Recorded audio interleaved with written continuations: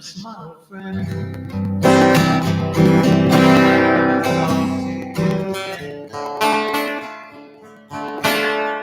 Listen softly.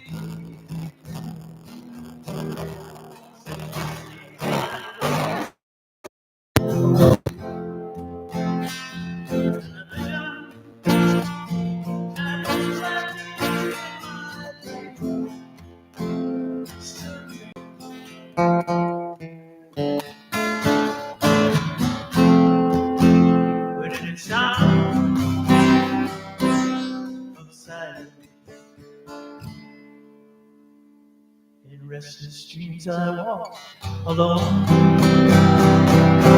Narrow streets of cobblestone. Below the street lamp, I turn my collar to the cold and damp, where my eyes are stabbed by the flash of a neon light that split the night.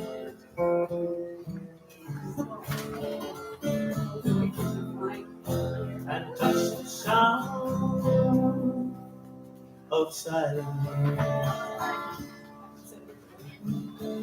And in the naked light I saw 10,000 people, maybe more,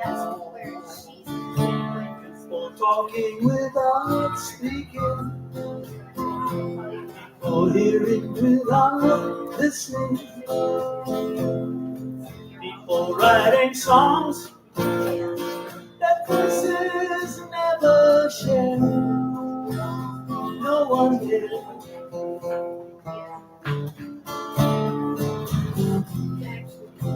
Stood the sound of silence.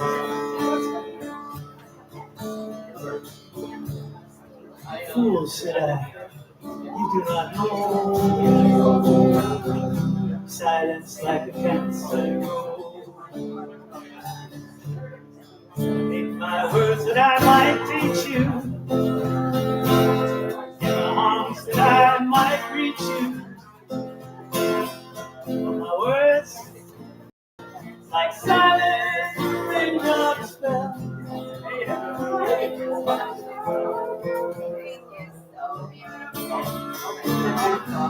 Echo in the wells of silence. People out and pray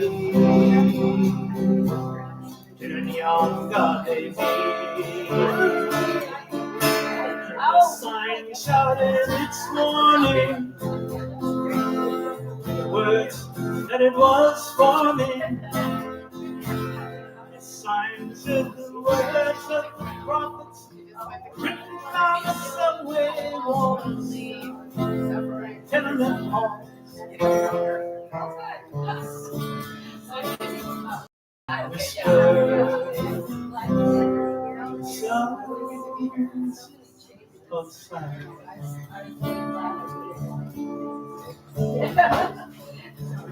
I know, it's been, I really so that's just how it is. I don't think it's going to change. So thank you for suffering through it. Leah, Wasn't suffering. are you doing this? Right. Just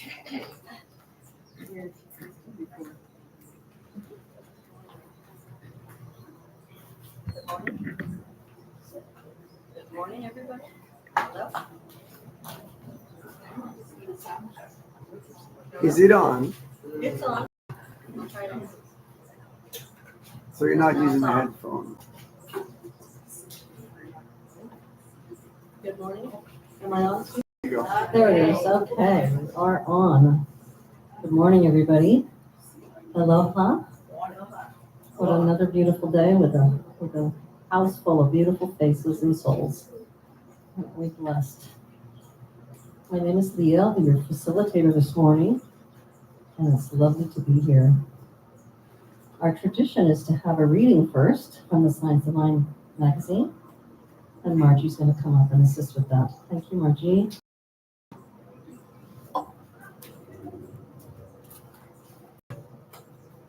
My name's Margie, and I'm reading out of our Spirit Guide for Spiritual Living, Science of Mind magazine. The name of this is Spontaneously Natural. I determined to live the outer life in the inner sanctuary. That's from Howard Thurman. My mind is the mind of God, functioning at the level of my perception of life. Therefore, to me, my mind must be as God. It is the only thing that could interpret, understand, accept, or reject. Because of this, thought is creative. I believe each one of us, in turning to the great inner life, is turning to God, and yet an individual is never God. Whoever penetrates this inner life will find it to be birthless, deathless, fearless, eternal, happy, perfect, and complete. Gradually, it becomes clear that God, or the infinite, is flowing into everything. As individuals, we must re-educate our minds, realize we have as an ally a presence and a law in which the past, present, and future, and all people whom we call living and dead, live and move, have their being forever unfolding.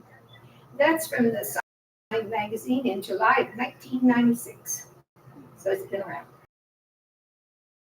It refers to the realm of consciousness, which takes in personal cognitive awareness and that vast, undiscovered country of the subconscious, which we're going to get today. At the subjective level, enveloping all mind and matter, we can locate the origin of the energetic flow of substance into form, images into ideas, and preferences into plans. But we can never completely understand this creative process, let alone reduce it to just an extension of our will. No individual is ever the complete personally God, and is instead the experience God is having in and through our lives in time and space. Our affirmation today, I'm going to read it and then divide it down so we can respond. I know the Spirit of God has made me, and the breath of the Almighty has given me life. So I'm going to state it, and everybody's going to follow. I know the Spirit of God has made me. I know the Spirit of God has made me, and the breath of the Almighty has given me life. And And the breath of the Almighty has given me life, and everybody else.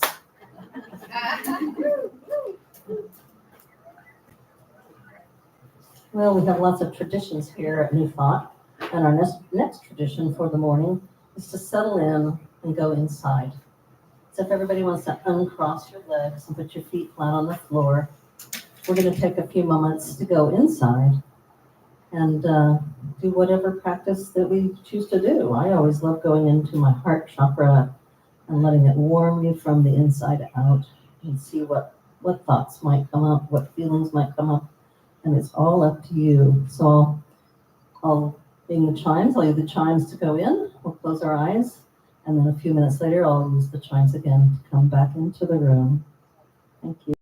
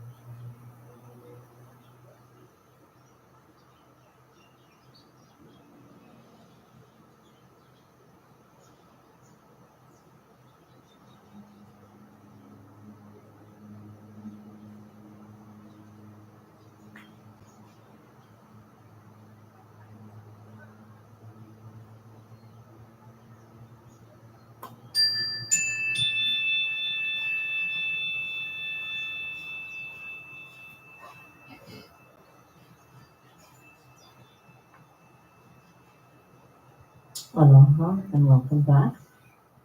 We are all blessed here in Hawaii in so many ways. And here at New Thought, we're blessed every week with beautiful music. And I don't know if all of you have met or know Vaboda in any way, but I'm going to share a personal story because I just have a minute and I can. Last year, my one and only son passed. And I had a celebration of life at Okena, which is where I'm camping right now. And Pasha was kind enough to introduce me to Vaboda. And not only did he create songs for the celebration, but he learned one of my son's very own personal songs. My son was a musician, and he sang that song, learned the music, learned the lyrics, learned the music, and it was very, very special. So maybe after service today, if you want to give him some extra love, he's a beautiful man. Thank you for your music.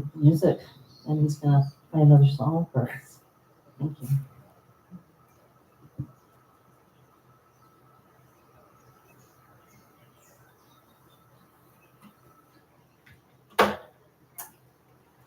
Oh, such kind words, Leah.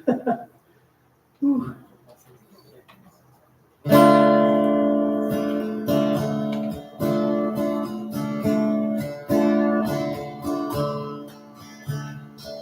Soul illumination,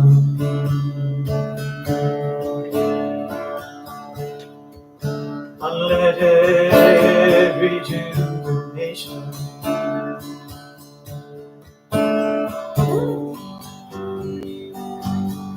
infinite well-being. Shine your light.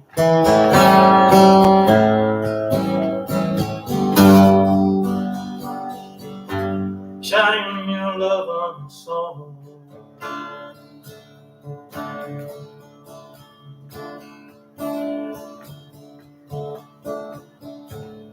Soul illumination,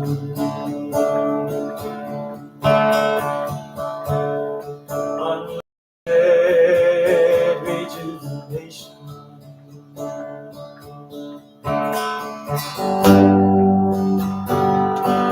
infinite well-being. Shine your light.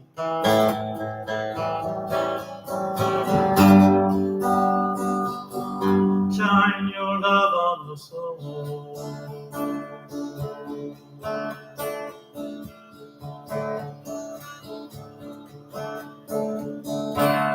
Soul illumination,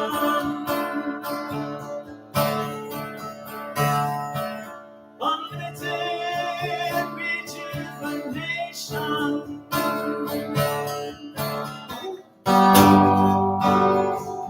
infinite well-being. Shine your light.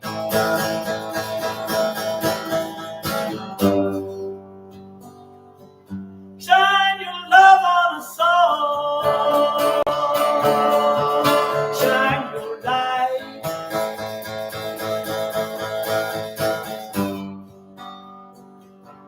Shine your love on the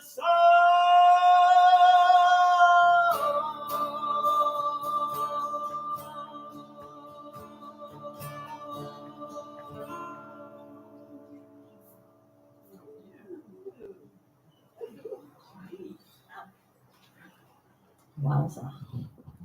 Beautiful. Messages in words. Isn't language an amazing thing?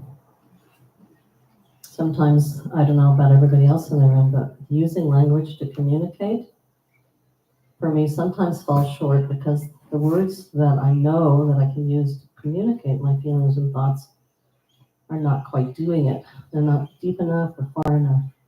So I've been searching and reaching as I'm using words to communicate with people for new words to me and something that more adjectives that could describe the feelings especially. I think it's really important because communication arts is such a large part of our lives, right?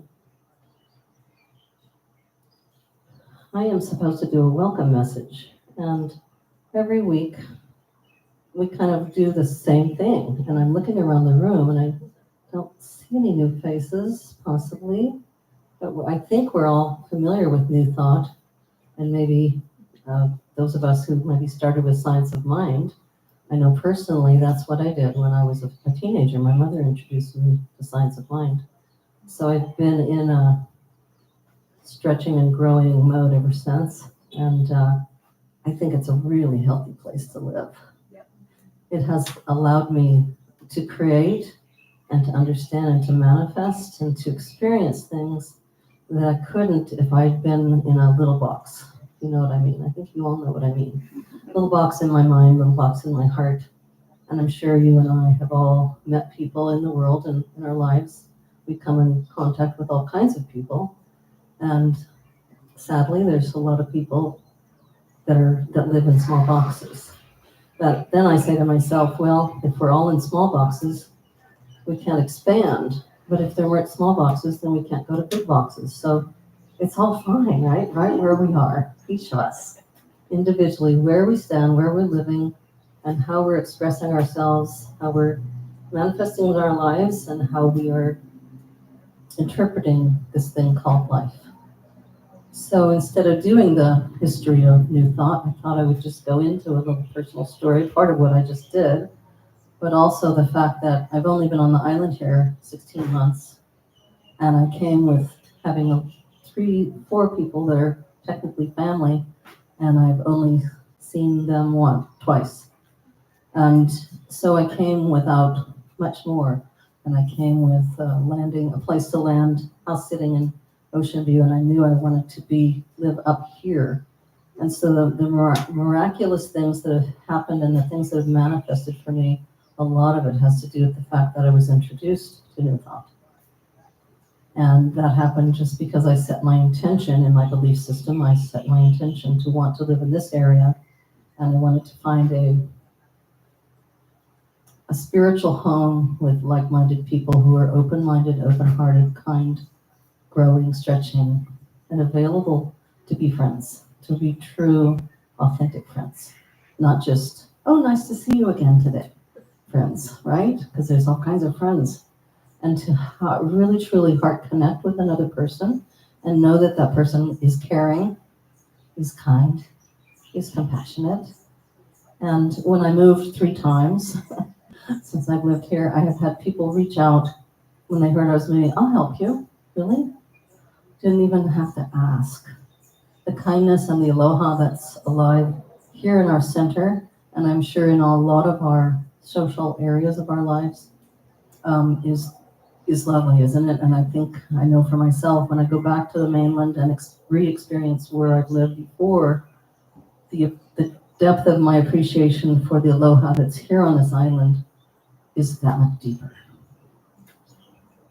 Because when we experience something else, like wherever it is we go, when we go elsewhere, and we get into the mode of that energy, what it is, like the freeway between where I used to live north of Los Angeles, through Los Angeles going to Orange County, which could take anywhere from 6 to 10 hours. One time there was a bad accident, it was 13 hours.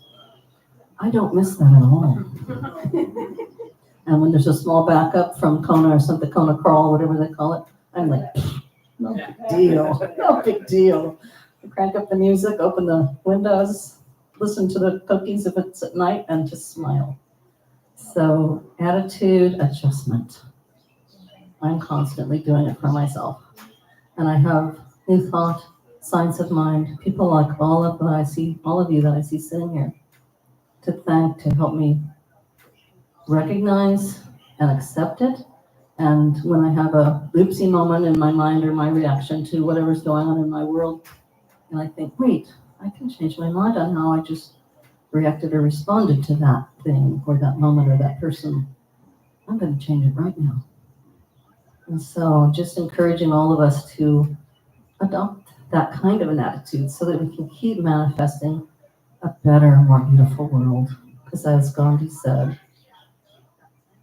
change, be the change that you want to see in the world. Thank you for listening.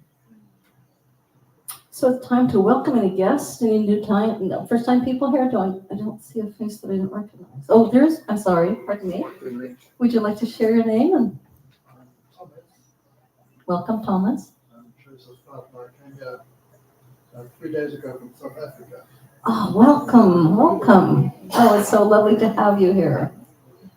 We embrace you. Everybody send some love to Thomas today. Welcome. And aloha, of course.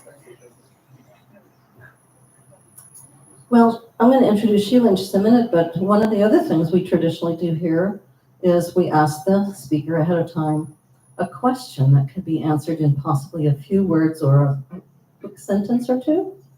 And Sheila said, because of her topic, of course, today, she said, the question is, if there was something in your life, in your world, a habit or a condition or an action that you generally have and do repeatedly, and you really prefer to not have it in your world anymore, in your life, in your embodiment, what would that be? I'm going to pass the mic around. Oh, I'll go first since I have it in my hand. Procrastination. Oh, yes, sorry. By the way, this microphone is very sensitive, so you see how I'm holding it as I'm talking to the end of it? If you tip it this way, it's not working as well, so tip it like this. If you hold it like this, no one will hear anything.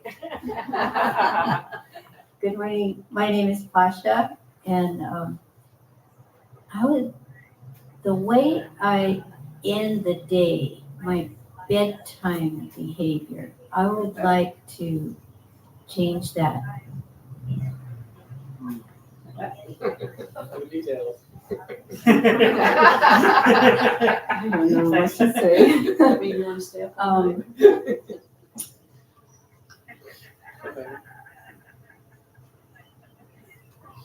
Going with the flow, accepting what comes, appreciating what comes. I think maybe just getting up a bit earlier so I can meditate, because I don't always meditate every day, and that's very important for me. What's your name? Karen. Okay, Mana, I'm working on listening. You're working on this. Listening. Listening. Listening. Listen.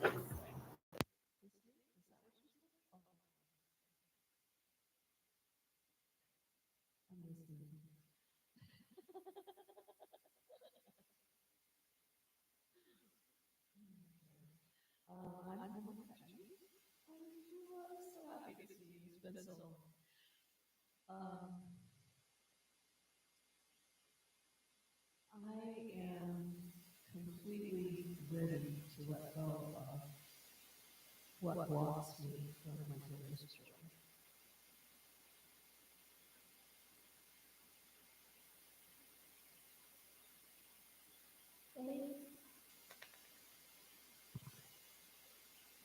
My name is Tammy, and I'd like to let go of the sense that control things.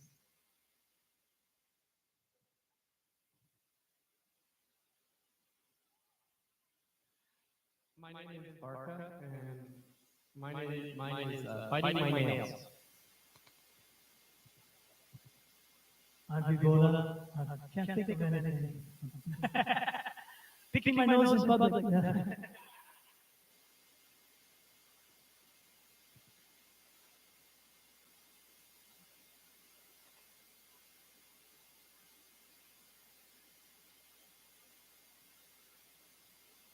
The modern world. So, I'd like to let go of resisting the modern world.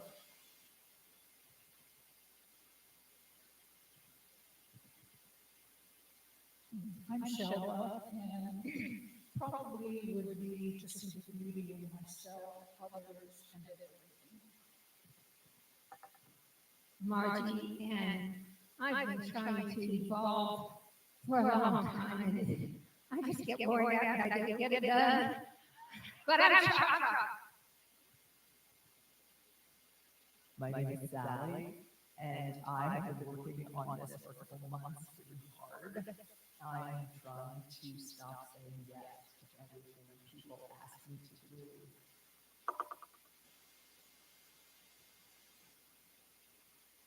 Hi, I'm Steve. I think I'm trying to learn to say yes more.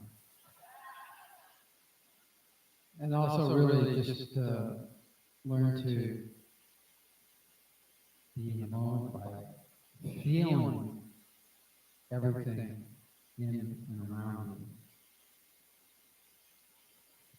I'm Jamie. I'd say I want to let go of dismissing my opu, my gut. It always gets me in trouble when I do that. Good morning. My name is Reagan, and I think I'll let go of taking it so seriously. More humor. Hi, I'm Jan, and I'm going to let go of reacting to quickly and respond more peacefully to things.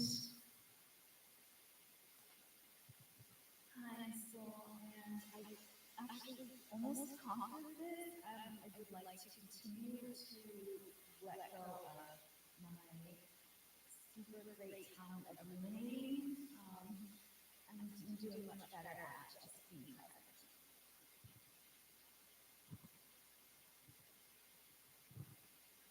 Hello, I'm Old Bones, and I would like to be able to concentrate more. Aloha, I'm Sheila, and I would like to allow myself to really, really embrace the God-given talents that I've been given without fear to play and stand in that. And in order to do that, I need to learn how to be again. Thomas, I would like to be less anxious. Hi, I'm Lexi. I also want to go on anxiety. Hello, I'm Colleen, and I want all of that stuff you guys are talking about. All of it sounds good. Personally, I think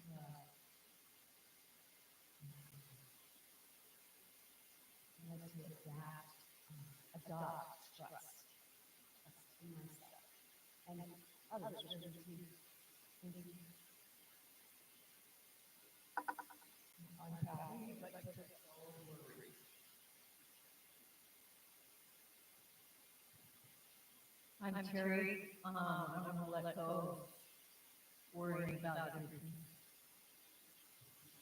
My name is Amira. I guess the question is, we going to let go or can let go? So, I went to the conference yesterday and we had this oracle deck that we were working on and playing with. And one of the things was to get in touch with my emotions. So I want to let go of some walls that I have and get more in touch with emotions.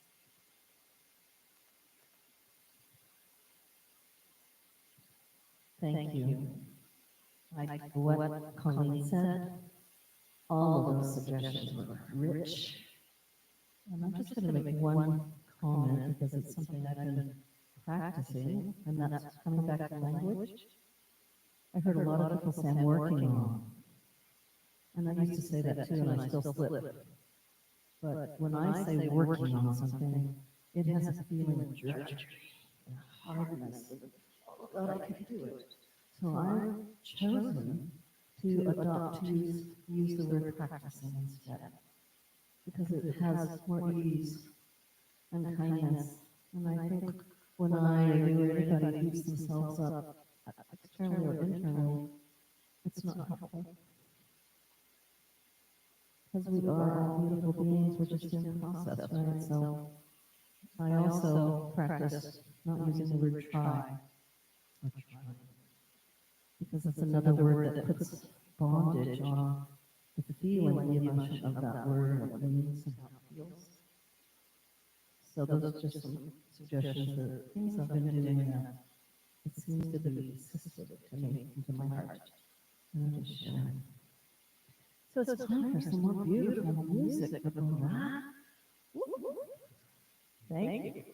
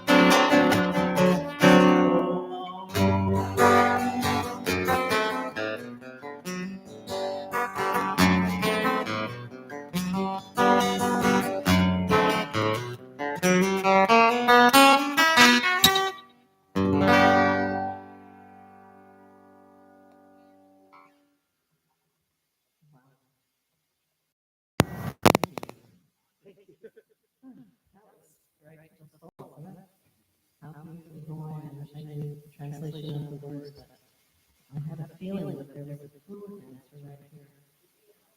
I'm doing good. I have a feeling I'm reading by all souls of all places and other dominions, and I have a feeling that someone was moving right there on the mat. Yeah, that's pretty cool. I hope I was right. Okay, one of my favorite things, miracles and ordinaries. We get to share. This mic right here is going to be turned on. You can come up and share an ordinary or a miracle that happened this week, last month, or anytime. And I'm sure, yeah, just come up. You don't even need to raise your hand. Just step on up to the mic.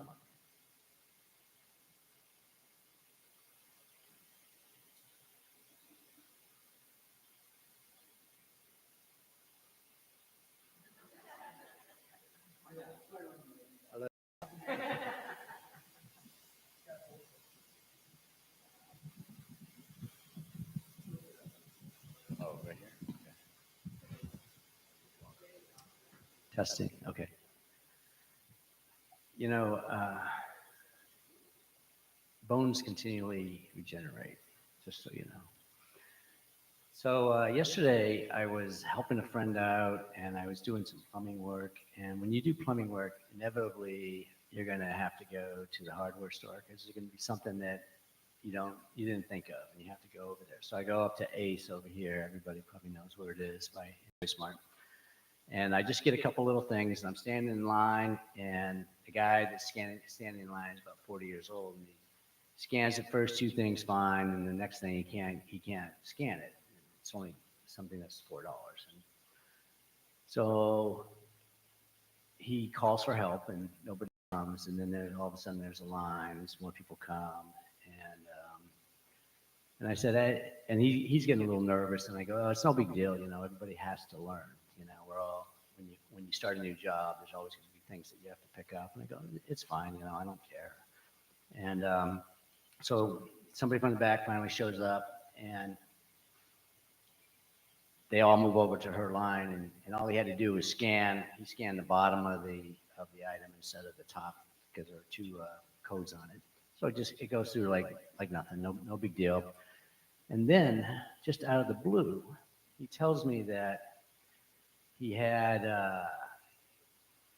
some part of his hippocampus or something removed on the side of his head last year. And he had epilepsy, and now he doesn't. And he just told me that, like out of the blue, like I don't have epilepsy anymore, and I have no side effects whatsoever. Right. That's how I was. I was like, what?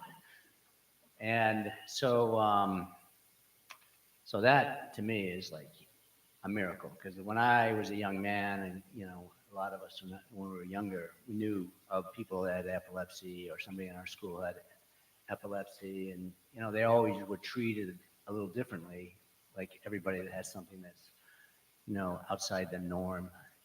We always, even though we don't intend to, once they're labeled, that becomes them.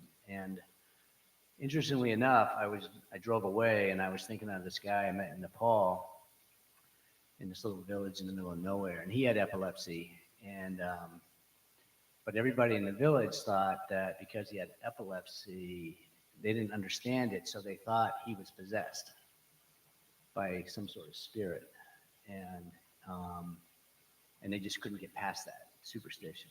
So to know that they can go in, and basically they go in and they remove a little section of your brain where there's a kink in the signal that causes causes seizures. So there you go, man.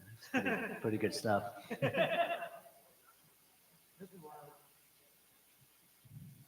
So I'll just mention, since we're sharing about epilepsy, good to know if you ever see anybody have an epileptic fit, if you just touch them right on their third eye, just press hard into that, it'll snap them right out of the epileptic fit. I had somebody drop on me at a concert once, and before she hit the ground, I caught her head, and I hit the spot, and by the time she hit the ground, she was back out. Yeah, so it's that fast, yeah. Anyway, I had a miracle too.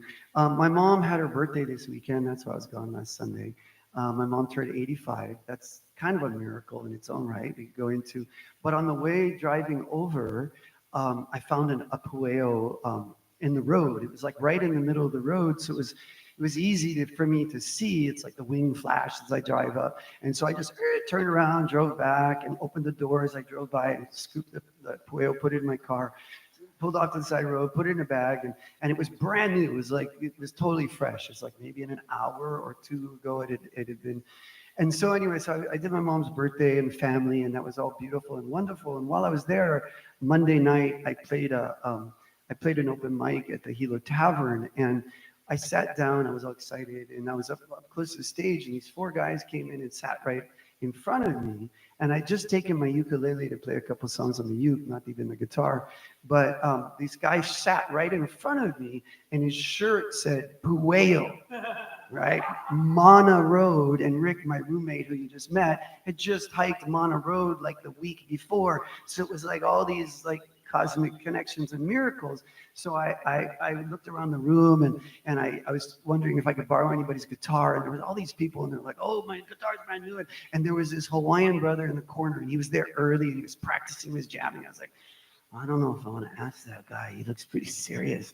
And then I asked him, and he was like, oh yeah, of course, bro, of course, And I was really touched by like breaking through that, like like believe in my mind about where somebody's energy was at. And he got up before me and he played this beautiful, just Hawaiian, like a lot of Cecilia and Capono, and it just touched my heart. I don't even know if anybody else there was so touched by the music, but I was.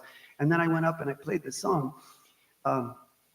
Anyway, so I was so excited about playing the open mic that I decided, I came back, I worked Wednesday, and then I went back to play 2 more open mics, and I got a bunch of stage time and a bunch of fun stuff and a bunch more miracles. But when I was driving back at the same spot, I found a second pueo. So I found 2 pueo bodies, yeah, in the same place within a week of each other. And I feel that's significant on so many levels. I've shared before about our connection to the other side, and Pueo is really about they look through the darkness, they're the psychic energy, but they're also the connection to the Amakua. I mean, there's so much about Pueo medicine, which is my first medicine. Some of you know I go by Lighthawk, which is also, in that bird tribe. I realize I'm a bird, and that explains a lot about my body and my mind and my personality. I just have a lot of birds. You might feel that breeze blow to help me fly as I'm speaking, yeah? And that's a sign of truth. You'll notice when you speak something, sometimes you get chills or something, the wind blows. But anyway, I'm grateful for the pueo, 2 pueos in a week. So.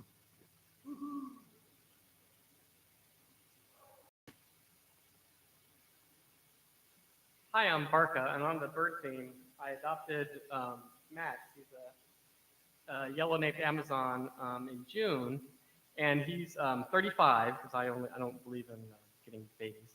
And so parrots often go to multiple homes, and he's always been a lanai bird in a cage. He's not been tamed or finger tamed before. And so I didn't have much hope of taming him because usually I have to tame them as babies, finger tame them, and not raise them with other birds. And but actually, in the last week, I got him on my arm and then on my finger. So it's pretty amazing because that's not usually not supposed to be possible. So it's pretty. Anyway.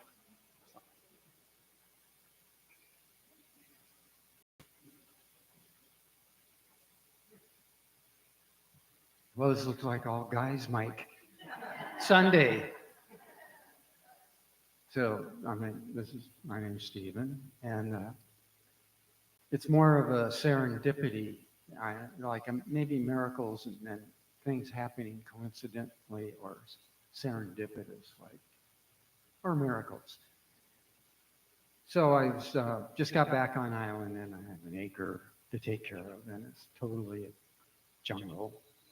So I've been working hard, and I get tired. Besides, being a little bit older. And yesterday, it kind of rained on and off all day up here. It was kind of gloomy. And anyways, about just before the sun was going to set, about half an hour before or something. Well, I'll have to go close the gate, otherwise the wild pigs are going to get in and dig everything up. So I went, and I was like, oh, I forgot. So I got to put my shoes on and stuff. I thought I was done for the night. So I trudged down there to the gate, and I can't move it. It's like it's open, but it's stuck, and I can't figure out what's wrong. It's always worked.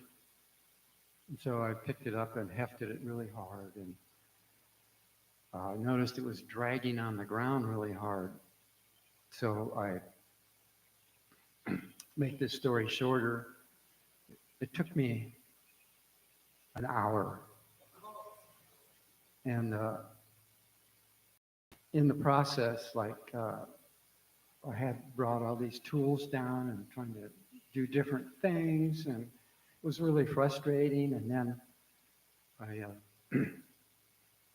stepped in somebody else's dog shit, and it's just like, and I was tired, and it was like I was not having a good time. And I had to do this because there's other people that need to come in or go out and close the gate anyways. So it had to be done that night. and it's, getting gloomier. So anyways, shortly, yeah, okay, I finally got what was wrong. We got a bit, an OO bar and crowbars and pried things, hinges back in the right place. And I was elated. Like, I did it. I fixed it. Wow. So I closed the gate. I was feeling really proud of myself and happy at this time, and locked it and turned around, and I looked up, and it was and it had just started raining, misting also, just as I finished. Anyway, so I turned around and looked up. Here's a beautiful rainbow covering the whole sky. It was like a confirmation of like, it's all good.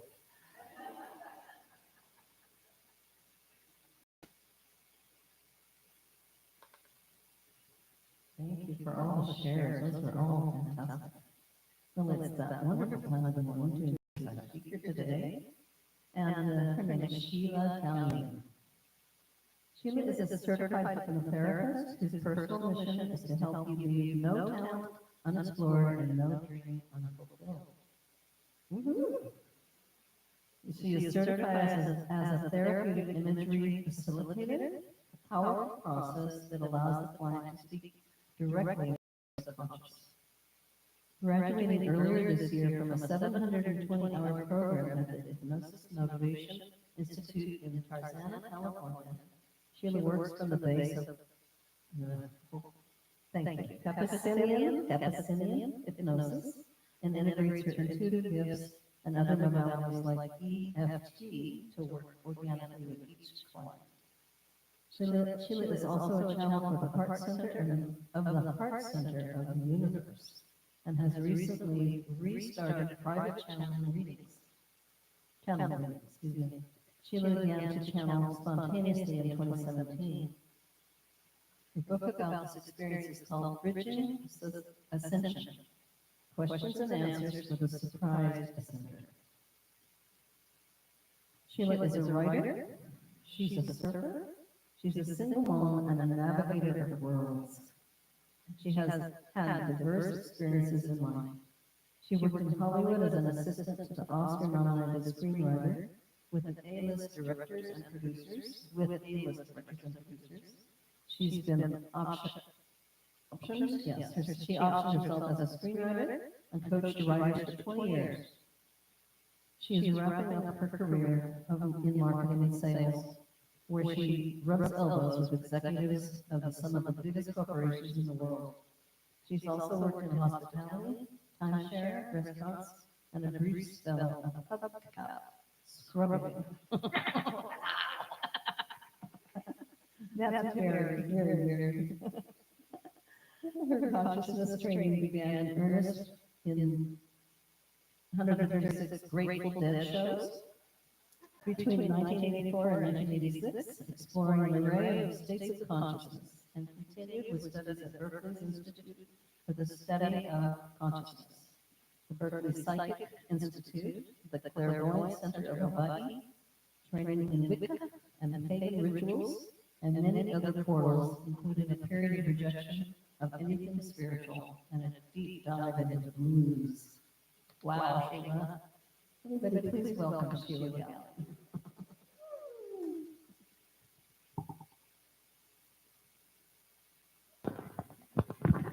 All right, I think I have ignition.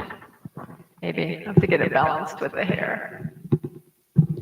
So, hi everyone. Hi everyone I've known already and all new people. Isn't Leah just a beautiful natural speaker? So wonderful. So thank you for answering the question earlier, and there will be a quiz. No. So that is actually something we're going to work with. I'm going to give you the kind of introduction, but of course we have these powerful, evolved spiritual people with these really amazing desires and affirmations. We're going to have you work with one of these pieces, and I also want to invite you, if you want it to be a little smaller, like eating less chocolate, something like that also works. And what we'll do is we'll do a little workshop piece where there's three of you, and there's, I think I know the three things we're going to work with, just making sure we're putting it in like a positive language. And then that'll be what we use when we go through the process today of our group hypnosis. So I just want to give you a little introduction. How many of you have been hypnotized before? Done. Okay, or done hypnosis. So some of you have seen me before doing the Heart Center, doing the channeling, and it's this radiant, wonderful light, and we're complex people. So we don't all walk around shining our lights. And my biggest battle in life has been cigarettes. We're very layered. I was a fiend, and I hated it from day one and loved it from day one. And it's a fight of my life. My grandmother died from it. My mother died from it. None of that stopped me.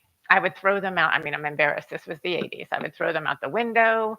I was an anti-smoker my whole life. And I just was so incomprehensible to me what this could be.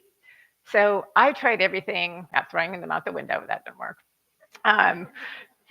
Sorry. Not hypnosis. I tried acupuncture. I went to Hot Springs and did a clothing optional retreat.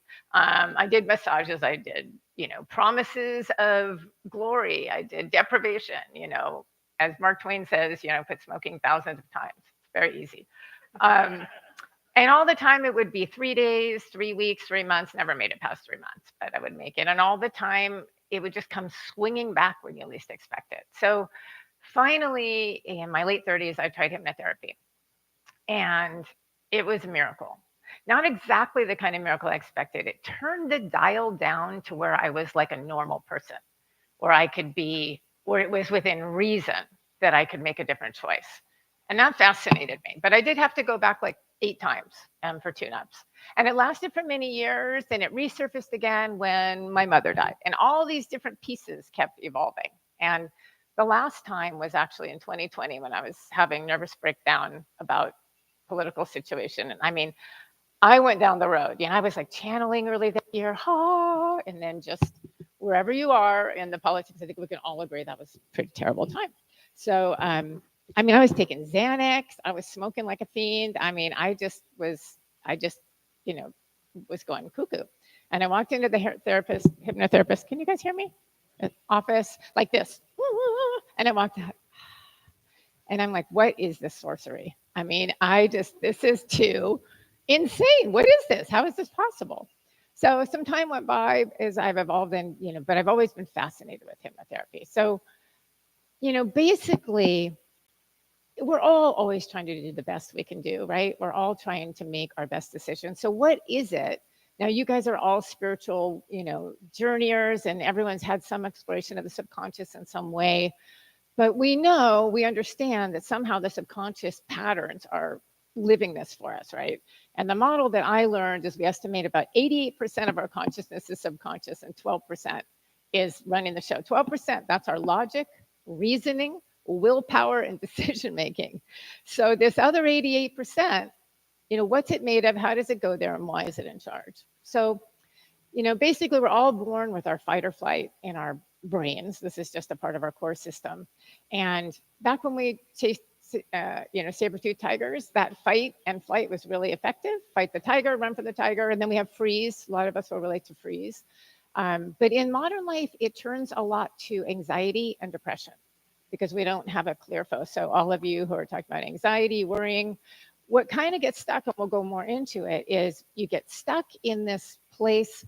The subconscious is also the place that's homeostasis. It's the same part of the brain, and I'm just going to simplify it, but some of you have probably studied the brain in more detail, but that keeps us breathing, that keeps our heart rate going. So we want to be returned to homeostasis.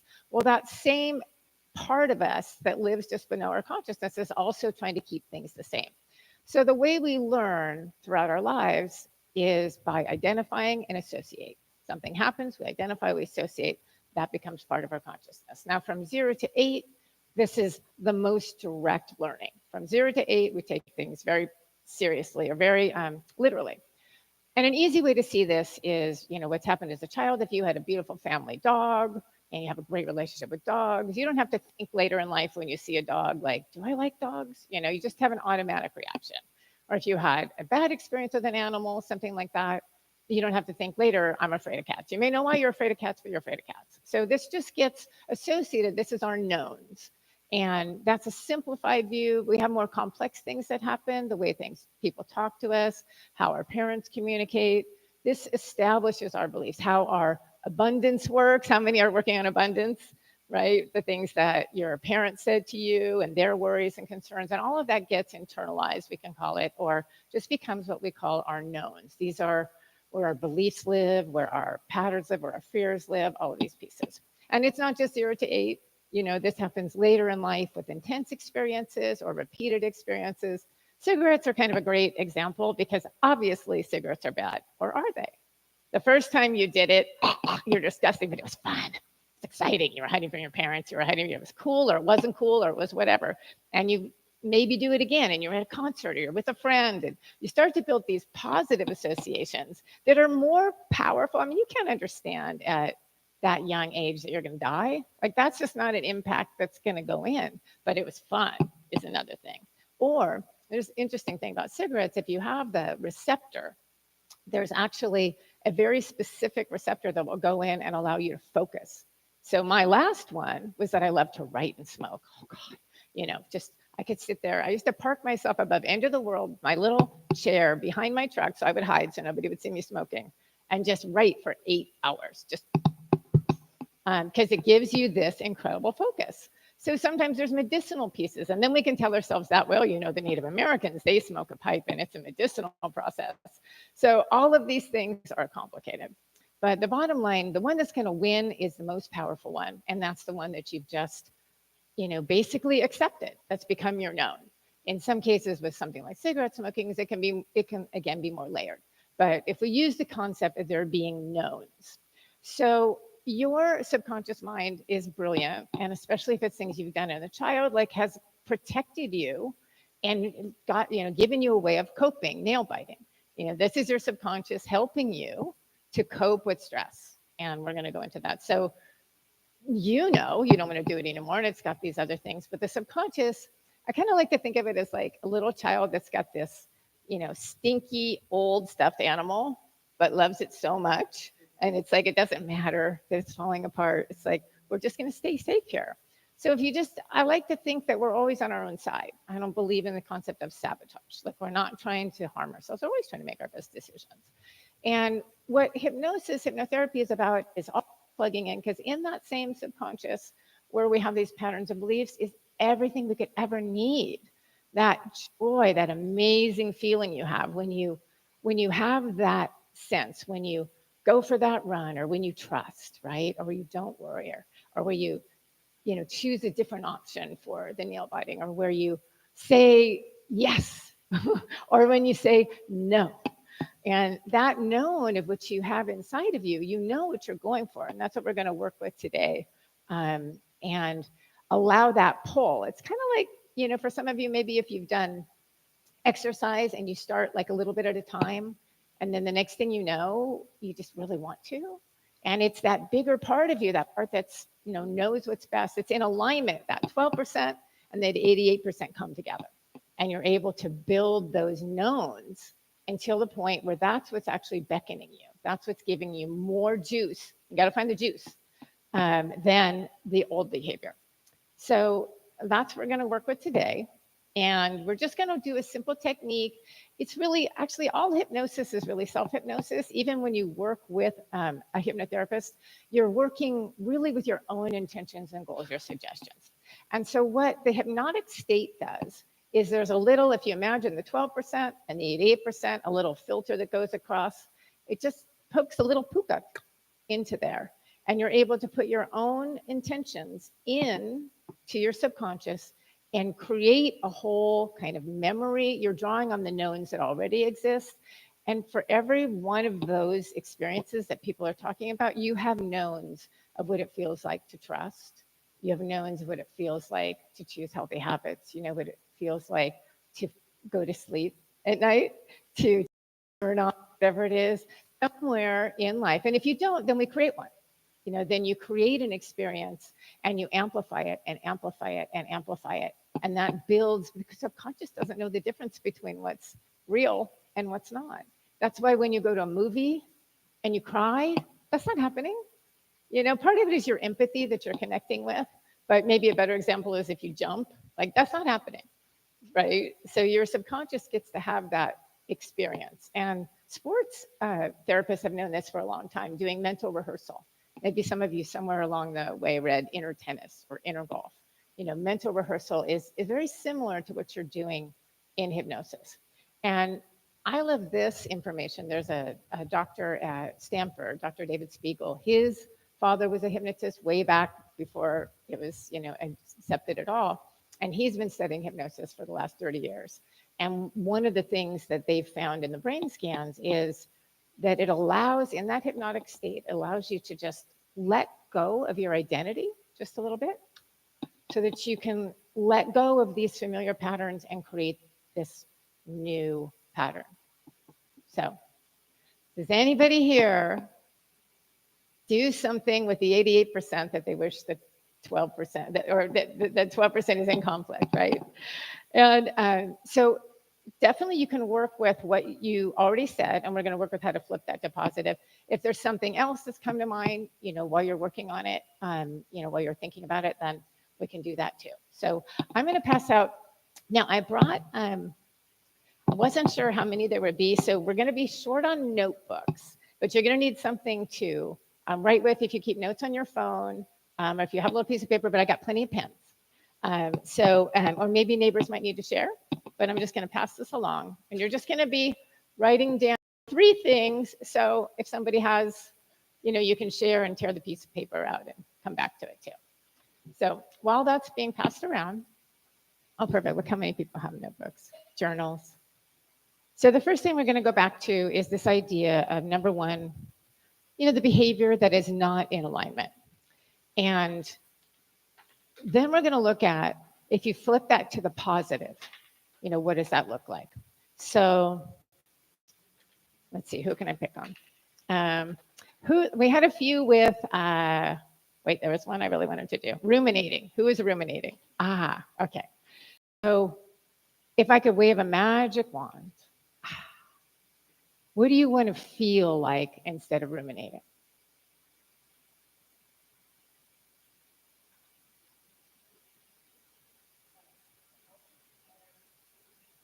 Mm.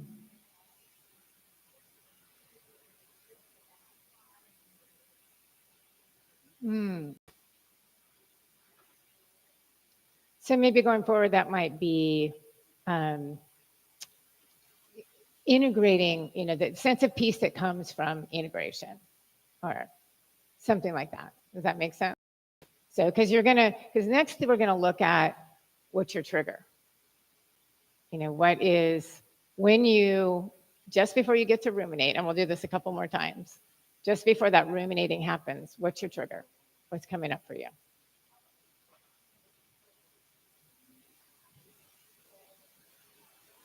So can you think of a situation, you don't have to share it aloud if you don't want to, where you can feel that coming up? Okay.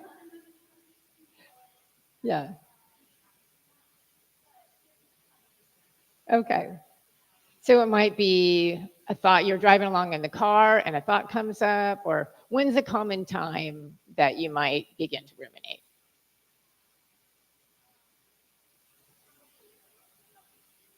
Ah, okay. Okay.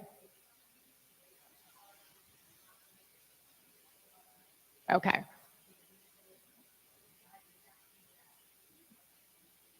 Yeah. Okay.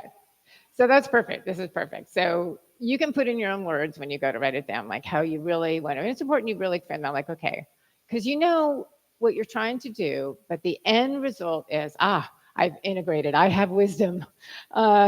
You know, I know what to do next. So something like that, work with that. And then your trigger is going to be, you're about to see them. You know, the situation's about to come up.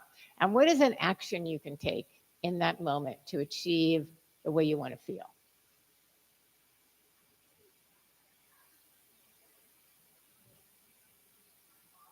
Mm-hmm. Yeah, yeah. And you could do it with a deep breath or something like that, but something that you'll do. Yeah, yeah. So that's kind of that's the structure of what we're doing. Have everybody do that. So do you mind if I use you for nail biting? Okay. This is a little bit more concrete, so you can also just say, okay, how would you like to feel instead of the way you feel when you know that? How would you like to feel? So I've waved a magic wand and you don't bite your nails anymore. So yeah, so how do you feel? You can't easily feel? Okay. How would you like to imagine being? Beautiful nails. Yeah. Beautiful, comfortable nails. Okay. Yeah. And then what is your trigger for nail biting?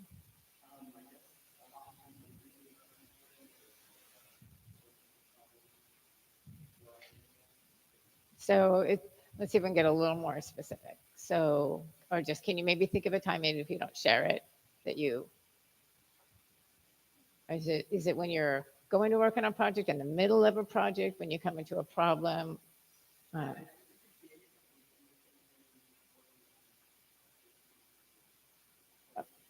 Okay. So it's like a coping tool. Yeah.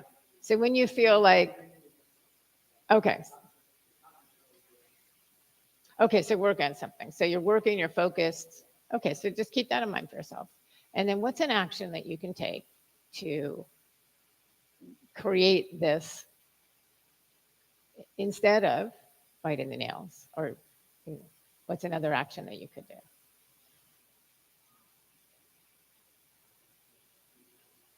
Breathing is great. Breathing is great. Yeah, so just breathe. And just awareness sometimes can even begin to shift it. So, okay, perfect. And let's see, one more. Saying no. Who had trouble saying no? I think that was saying no. Okay. Okay. Yeah. So you want to know when your being wants to say yes and wants to say no. Okay.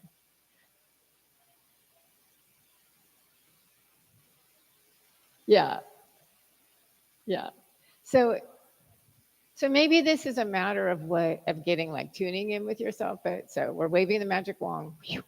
Instead of that feeling at night, if I said yes too many times, how do you want to feel?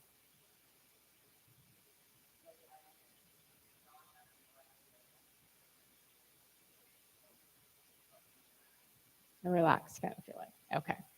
So this might sound kind of so. And what is your trigger? What happens for you in the moment when you say yes when you know you didn't really want to? What's coming up for you? Okay. So it's just automatic. You have an automatic yes. Okay. So what's an action you can take to stop that automatic yes?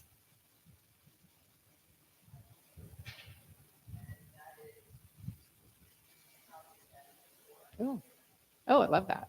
Awesome. So we'll just go the little, yeah,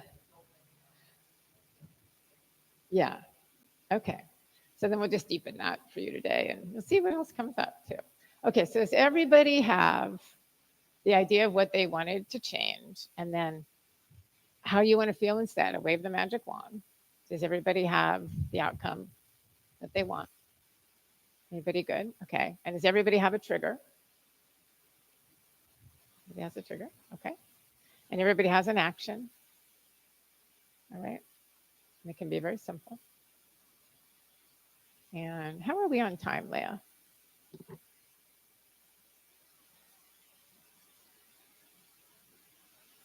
Okay, that'll work. Okay. So everybody put your pencils down and just go ahead and get comfortable. And everybody shake your hands. Shake your hands. Go around. Wiggle. Okay. If you feel like it. If you can. No, you got to do it. Got to wiggle. Okay. So everybody, I'll wait for everybody's hands to be free. Okay. So you're going to take your hands and clasp them like this, right? And lift them above here. Make a pointer like this. Okay. And tighten your pinkies Tighten your ring fingers, tighten your middle fingers, tighten your thumbs, squeeze your palms together, and stare at the middle fingers right where they're together, and pull the pointers apart as hard as you can. Pull them, pull them, pull them. And look at that gap between as you start to feel that magnetic pull, that lovely, wonderful magnetic pull, pulling those fingers together. And just watch the fingers as they come together, feeling that pull, just allowing the magnet to pull together and just watching the space as it closes, feeling that connection. That's perfect. That's perfect. Just let all the fingers come together. And then when they've touched, go ahead and put your hands down on the lap once they've all touched. Okay. Everybody, put your hands straight out in front of you. One thumb sticking up. Turn the other one, palms open. Okay, close your eyes. Can everyone imagine that on that thumb that's upward, that I've tied 1,000 helium balloons? Powerful, all different colors, purple, pink, orange. And then in the hand that's open, imagine I put the Encyclopedia Britannica, a sandbag, something very, very heavy if you don't know what an encyclopedia is. Feel that sensation. Those balloons are strong. There's a wind gusting. The hand, so heavy. If your shoulders hurt, it's okay. No, you can let it go. Okay, everybody freeze your hands. Open your eyes. Look around.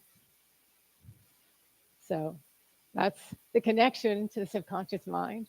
Some of you have shoulders that hurt. This one can be tricky. Some of you are just sitting there in the middle, but none of that happened. So go ahead and close your eyes and get comfortable. Relax your hands. We're just going to do a relaxation. So just imagine the very top of your head, just a beautiful, wonderful, easy, calming energy. Maybe you see it as a ball of light. And if you see that ball of light, perhaps you give it a color. What is the color of relaxation, of calm, of comfort? And just allowing that sensation to now touch the top of the head, allowing it to flow down over the forehead, the temples, down through all the facial muscles, feeling that easy, lovely light, settling down, calm. Maybe it's a sense of relaxation, or maybe it's comfort. And touch the tip of the tongue to the roof of the mouth, let the jaw release.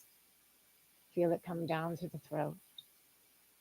And do not be surprised if you feel a sense of dryness in your mouth and that urge to swallow.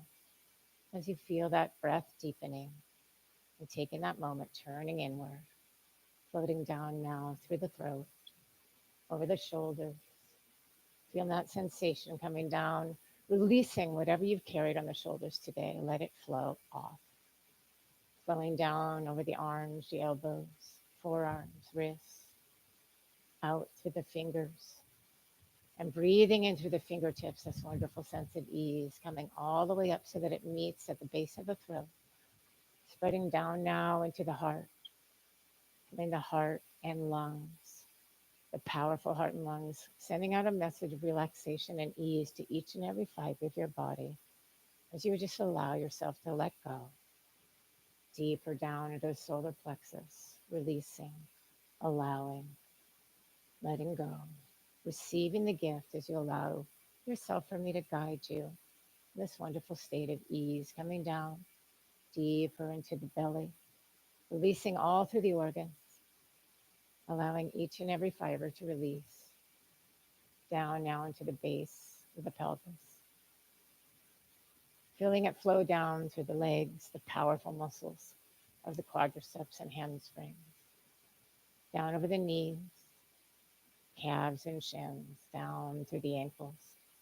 Feeling it flow over the feet, wrapping around the Achilles, underneath the feet, the balls of the feet, the arches, out through the toes.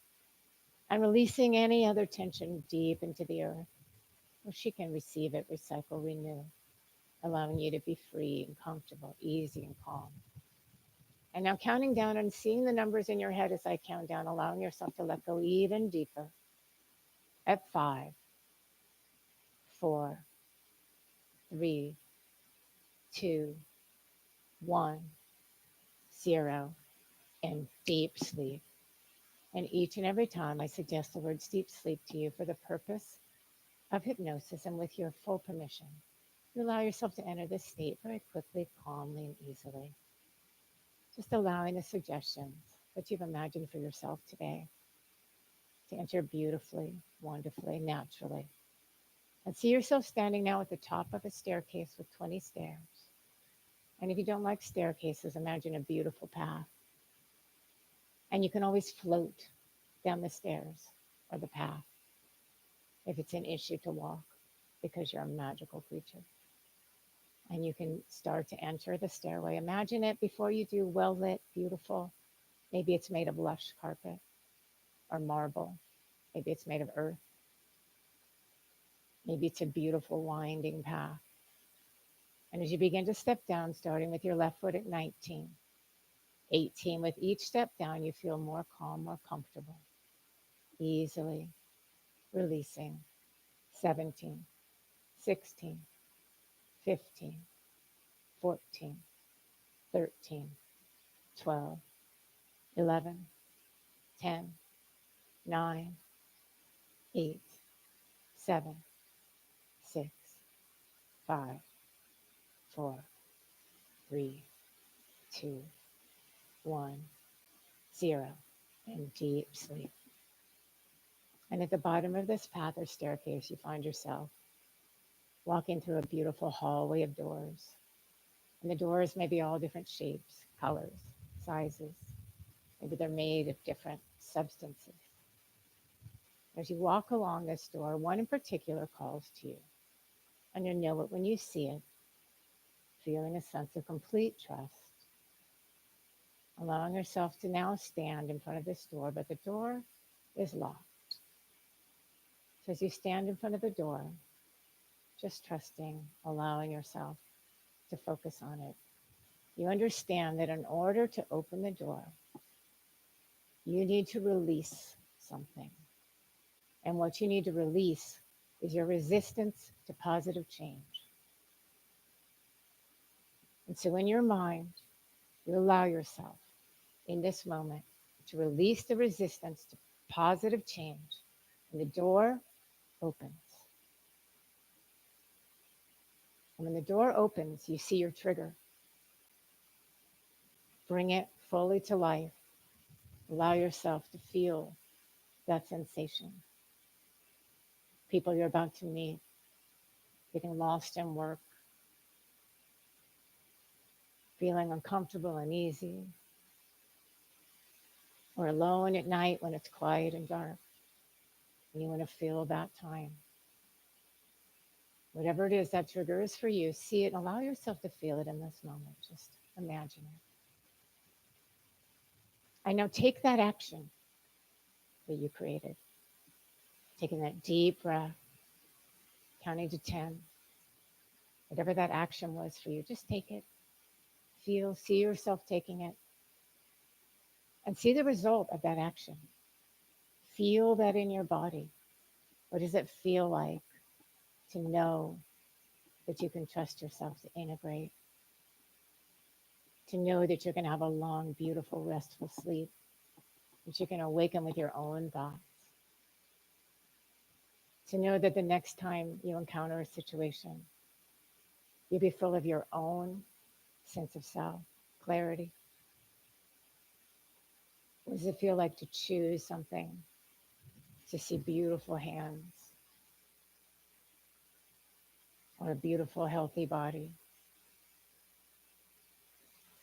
Allow yourself to feel that feeling and amplify it, brighten it, make it brighter and stronger, brighter and stronger. This is the known you're creating, brighter and stronger. Feel it, imagine it. You may even feel a little bit of a smile start to creep up as you can feel this ease, what it feels like to have chosen from your best self. Always your own ally. Allow yourself to feel it and brighten it. Get even deeper, creating this known. And so in a moment, we're going to count up from 0 to 5. But at 0, we always go a little bit deeper, sealing in the positive choices, sealing in the positive suggestions, closing the door to any negativity and closing the door to subconscious mind. And allowing yourself now to come up and bringing with you this feeling, this sensation of ease and calm, success that you created today. So coming up now at 1, at 2 with nice deep breath, 3 feeling a sense of the room around you, your arms and your legs, 4 coming back, feeling connection to the chair you're sitting in, your own breath, the breeze on your face, and 5 coming back, eyes open, wide awake to a fully non-suggestible state. 1, 2, 3, 4, 5, eyes open, wide awake. All right. Anyone we still lost? We lost a couple back there. 1, 2, 3, 4, 5. Eyes open, wide awake. Anyone else? 1, 2, 3, 4, 5. Good. All right. All right. So I don't know if we have any time, but do we have time for questions? Nope. Okay. Questions after. Thank you, everyone, for participating.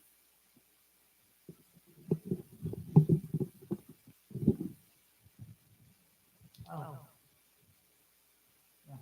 Well, like that, right? Thank you, Sheila. What a wonderful experience. It's fabulous to find places or experience places in oneself that maybe we don't get to visit too often. And thank you for that journey and allowing us to really have a tool we can use at any time.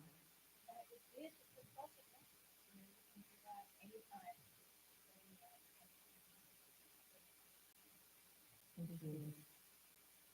Well, gratitude is a beautiful condition, and it's time for us to have gratitude, be full of gratitude for this beautiful place that we get to come every Sunday, or every Sunday we choose to be here, to be amongst each other. Because the reality is, you know, there is a feedback in this physical 3D world we live in, and the Kobo is going to pass around so that we can give back to our beautiful center, so we can keep the lights on, etc. And if you're not putting something physical in the bowl, not able to, or don't want to, or whatever, you can just hold the bowl and put some love into it. That works too. Thank you for your beautiful music, Lord.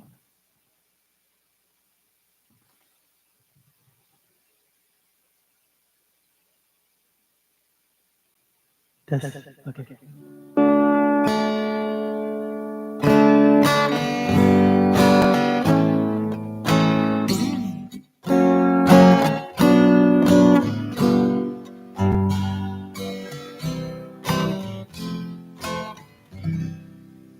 Morning has broken like the first morning.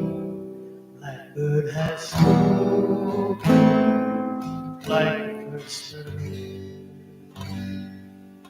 Praise for the sea, praise for the morning, praise for the spring, praise from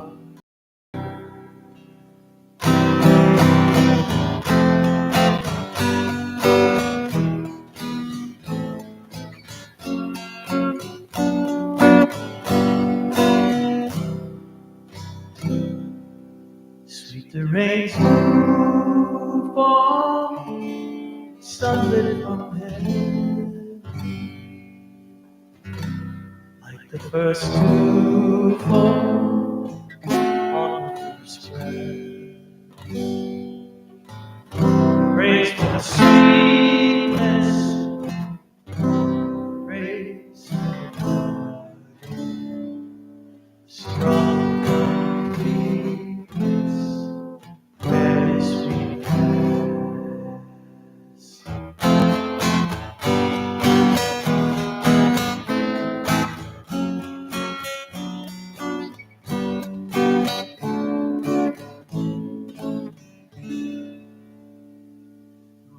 is the sunlight, mine is the morning of the one light Eden saw play. Praise with elation, praise every God's recreation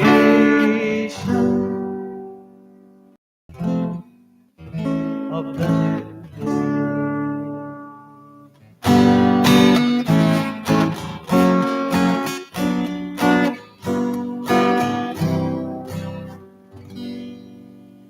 morning has broken like the first morning. Blackbird has spoken like the first bird. Praise for the singing, praise for the bird, praise for them spring.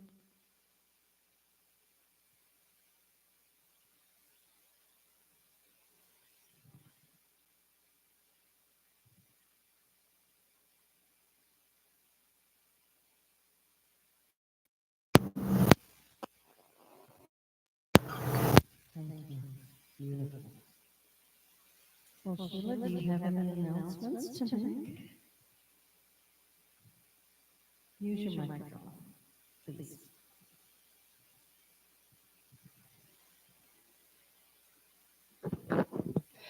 So first of all, from 1:30 to 3:30 today, probably only go to 3 really, doing a self-hypnosis workshop this afternoon, which just is a love offering. And we'll be going through a little bit different process. It has some kind of layers to weave in the physical, emotional, intellectual to allow you to kind of get to that place on your own. And you can do a technique similar to what we did today or just simple suggestions. The reason I think that this self-hypnosis is so amazing, I didn't really believe in it, but my daughter, honestly, I thought somebody needs to do this for me. My daughter wanted to swim with sharks. So for her 18th birthday, we went over to Oahu, and she had done swimming with wild sharks. So just to explain, here's a boat, engines, 40 Galapagos and sand sharks start circling. Now she kept wanting to see tiger sharks. Oh, I really want to see tiger sharks. She works with sharks down at Wea. And I'm like, yay. I mean, I'm a surfer. I'm in the water a lot. I didn't have a desire to see a tiger shark. So I did this self-hypnosis before. And I sat and I did this whole thing and I'm going to feel this calmness, this connection, this ease. So they rarely see tiger sharks. So we got on this boat, 2 tiger sharks, 40 Galapagos sand sharks, and 2 gigantic tiger sharks. So my daughter, who was all talk, turns out, was listen. I'm like, I'll go. Boom. I get in the water. Now, just so you understand, it's really safe. There's a lot of people. They've got guides. They've got photographers. They don't just throw you in with the sharks. So I felt cared for and protected. I wasn't being crazy. But I just had the most peaceful encounter with these sharks. And I had hired the photographer so they would bring us out for this special time and be like, there goes the shark. They're like, they would point to me to like go. And I'm like, gotta get the shot, just swimming after the shark. And then it came and it circled me and it just looked into my eyes. And it was just the most ancient, prehistoric being. And it was so peaceful. So, I mean, it blew my socks off that this is a really, really effective tool because I absolutely would not have felt that. So that's just a technique and we'll do it this afternoon, go through it a couple times. I'm also going to give everybody that comes a recording of teaching this technique so, you can practice it anytime. And the other thing is next Saturday, I'm teaching a future life progression therapy workshop. So this came up for me, honestly. We all have so much anxiety with what's going on with the world. And I did this in workshop with somebody. And I was thinking when we were going to the future, I thought, oh my gosh, it's going to be Mad Max. That's all I'm going to see. But instead, I went to this place where we were these sort of other beings and we were communicating in this incredible way. And I thought there's so many futures available to us. And it would be so nourishing to journey into a positive incarnation and to bring this back for us. The intention, what we call it the therapy, is how can it serve us in our 21st century beautiful body today. This is what we want to do and bring that teaching back for us today. So that'll be a 2-hour workshop next Saturday from 10:30 to 12:30. There's a sign-up sheet over on the table, and if you want to just stay in contact, there's 2 columns that just says stay in contact, and then whenever it says workshop, and you can check that. If you know you want to come, let me know, because I want to bring journals for everyone to work with. We'll go through a different process and take more time, talking about what we're experiencing and setting that up. So the cost is $35. If that's an issue for you, let me know. And I also brought, some of you know my channeling. I did bring copies of the books I channeled. When I talked about going through a spiritual crisis, I purged everything. I was like, I don't know what I believe. I gave all those books away to the used bookstore, so you could probably find one there if you want. But I did keep 2. And they are for sale on Amazon if it's something you'd like to see. One was when the first information came through about ascension, and the next one was Practical Guide to Living, basically, all through this channel consciousness. So there's a QR code if you want to look that up at Amazon, but I thought I'd bring them in case anybody, if you have Kindle, it's free to read them. You can go to, if you have that Kindle or Audible program. And let's see, what was the last thing? And then I do, personalized private sessions in both hypnotherapy, if there's something that you want to work further on. Some people really think, and I certainly thought this about smoking, poof, you're one and done. And you can have a huge shift of consciousness, and some people come in, do one session, and everything changes for them. Typically, it's more than that. We have a lot of unwinding to do, but hypnotherapy is good for so many things, really, really good for anxiety. So you can go to my website and look. Just know I have a sliding scale. Don't let the prices scare you. It's not that scary. It's $100, but it's, just so you know, I don't want to limit anybody. If you have commitment, I will work with you. Right now I have a home office, so I'm above Palisades, but also doing Zoom. It's really effective on Zoom. You can be in your own space, get really quiet and private, and we can do hypnosis on Zoom, and of course, channel readings. I'm going to actually be opening an office above Costco in the Miranda Chiropractic Clinic. So in November, so I'll have another setting as well. So those are my announcements. Yeah, thank you, everyone.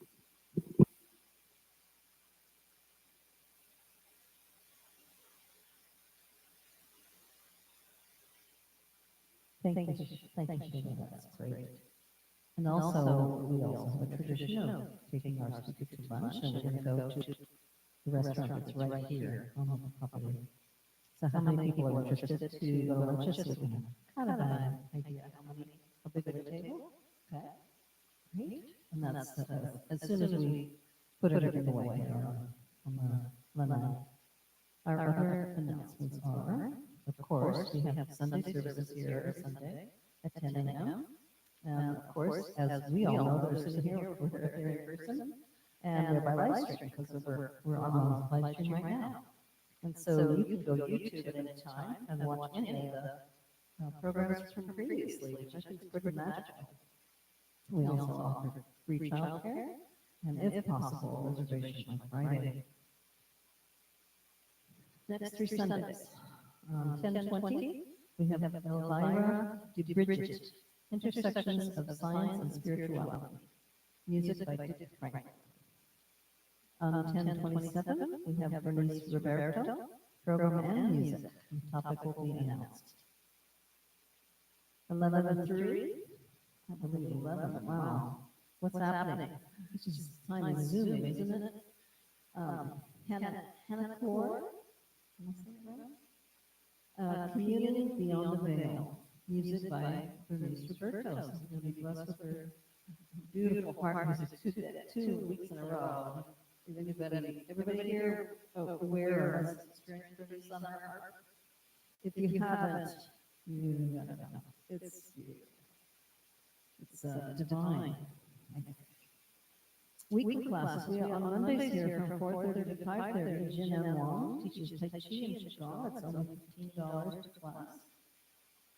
End of the month. After the service, next event will be on the 27th. So bring some goodies, and it's always a delight to share a meal and a conversation and get to know someone maybe that you don't know so well. Produce giveaway is on the line after service, and the next event is on 11/3. However, I'm looking back on the table, and there's things back there. So the way produce works is, vegetables and fruits come when they come. Just always help yourself to what's on the back table. Crystal Ball invitations happen this morning from 9 to 9:30 in the Honolulu room, and the next one will be on 11/10. Special events. Sunday, October 13th, that's today, Sheila will be teaching her class from 1 to 3, about 3:15 maybe. 1:30 to 3 o'clock, and that's 11 o'clock. On Friday, October 18th, we have a workshop by Margie, right there, if you want to talk to her. Afterwards, on independent living, 10 a.m. to 12 noon, and the suggested donation is $25. On Saturday, October 19th, again, Sheila will be back with a workshop on future life progression. She already spoke about that, and that will be from 10:30 to 12:30 here on the line, $35. Saturday, October 19th, Love Continuum, workshop number 3 with Marianne. That'll be from 1 to 5 in the Honolulu room, and $50 you can ask for a come on if that does feel right. Also, we have an invitation for anybody that likes to sing, even if it's just in the shower, okay? Join our musical ensemble preparing to perform at the Thanksgiving Interfaith Concert. And that concert is going to be on Monday, November 25th. Sign up sheet on the round table over here. And rehearsal is going to be this afternoon, right after our service. And sign up sheet, I already said that. Okay. And Pamakai, right there, Pamakai, if you want to raise your hand. And ask her, she can answer any of the questions, and we leave our bodies. It would particularly, we would love to have some men step forward. We could use a baritone or two, a baritone or a tenor. And also we have over on the long table over here, we have, you can submit your prayers, any prayer requests, and put them in the Honu box, the wood box on the table. There are forms in front of the box, and just fill those in. If you are praying for someone else, we just ask that you ask that person or those people for permission. And then your prayers will be prayed on for a good solid week, and it's pretty powerful. It really is. Prayer is powerful. And then we also have, the revised New Thought Lending Library, and it is right inside of the foyer, inside if you go to the double doors, and you can check out videos and books, and just sign up on the sign up sheet so you know who has it and when, and bring it back when you're ready. And let's see, mailing list, if you are not already on the mailing list, you can sign the guest book over here on the table, the round table, and then you'll get a weekly e-newsletter.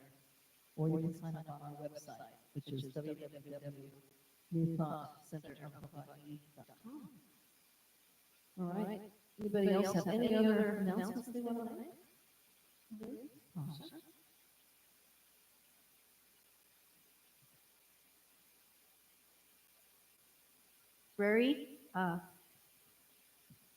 Right where Candy is right now. Candy, put your hand up. Okay, there's a few releases from the library that anybody wants and can take for free. They're either old technology or for other reasons the library committee decided to take a few things off the shelf to make more room for other things that we want to put on the shelves. So those are going to be going to the used bookstore or Salvation Army or something if nobody takes them soon. So take a quick look and see if any of them call out to you. No other announcements from anybody else?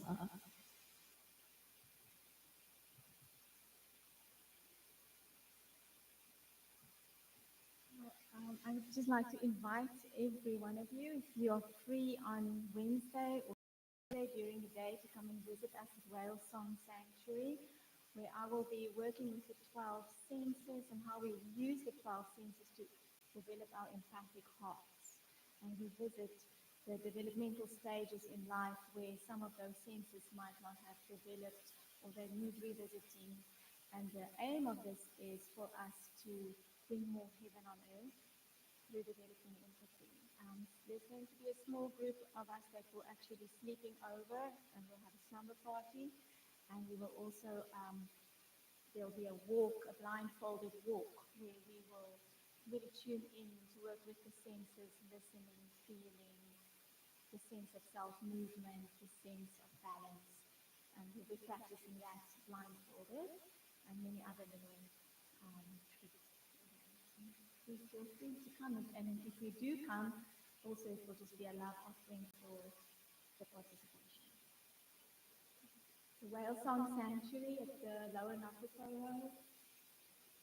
If you need more information, Thank you, Sheila. And I don't think anybody could make it, but this evening at 4 to 6 o'clock at my house on the ocean, we're having a couple doing kirtan. So if kirtan is your thing, we do a lot of the 108 repetitions. It just creates a really wonderful state of mind. Like I said, we couldn't fit everybody, and I think we already have a bunch of people. But if you're like, oh my God, I love kirtan, see me afterwards, and I'll give you more details. I think that completes all of our announcements. Now it's time for our song. We're all going to get in a nice circle and join up.